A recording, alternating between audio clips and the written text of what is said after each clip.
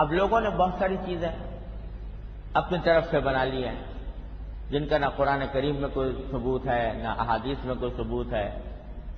مثلا کھچڑا بنانا کہ محرم 10 محرم کو کھچڑا بنانا. اگر 10 محرم کو کھچڑا نہ بنا تو محرم ہی نہیں آیا.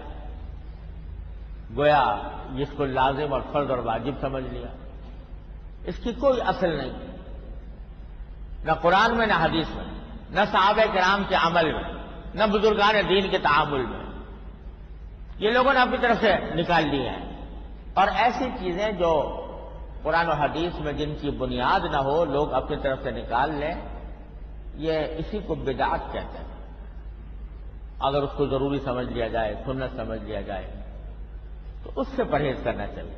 ہاں اصل اتنی ہے جو میں نے عرض کیا کہ اپنے گھر والوں کے لیے نفقے اور کھانے پینے کے معاملے میں عام دنوں سے کچھ زیادہ توسع کیا، بس اس حد تک اگر کوئی کرے تو وہ حدیث کے مطابق ہے، اس سے زیادہ کرنے کا.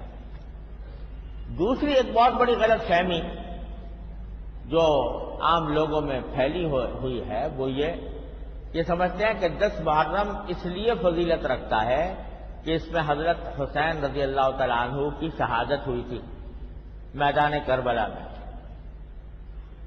لوگ سمجھتے ہیں کہ 10 محرم اس کی یادگار ہونے کی وجہ سے یہ باعث فضیلت. یہ خیال بھی غلط ہے. جیسا میں نے عرض کیا حضرت حسین کی شہادت تو بہت بعد میں ہوئی. سرکار دو عالم صلی اللہ علیہ وسلم کے وصال کے بھی تقریباً 70 سال کے بعد آپ کی شہادت ہوئی. لیکن حضور اقدس صلی اللہ علیہ وسلم نے اپنی حیات طیبہ میں اس کی فضیلت بیان فرمائی.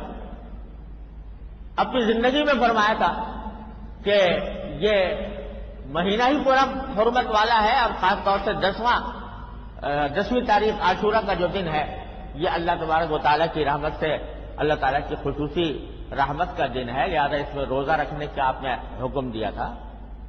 یہ تو حضرت حسین کی شہادت سے بہت پہلے تھا.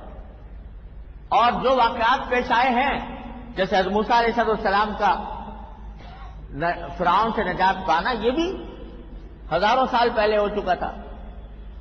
تو اس لیے اس کی فضیلت اس بنا پر نہیں کہ حضرت حسین رضی اللہ عنہ اس میں شہید ہوئے تھے.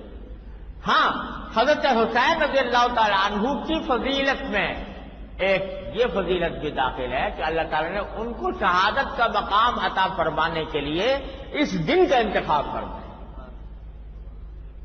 حضرت حسین رضی اللہ تعالیٰ عنہ جگر گوشہ رسول صلی اللہ علیہ وسلم، حضور اقدس صلی اللہ علیہ وسلم کو محبوب نواسے، اللہ تبارک و تعالیٰ ان کو شہادت کا مقام عطا فرمانا چاہتے تھے.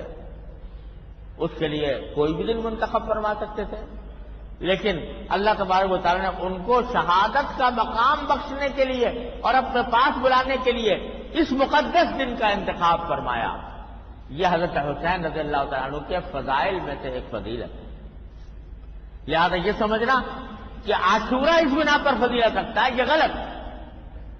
ہاں حضرت حسین رضی اللہ عنہ کی فضیلت یہ ہے کہ آپ اس دن میں شہید ہوئے.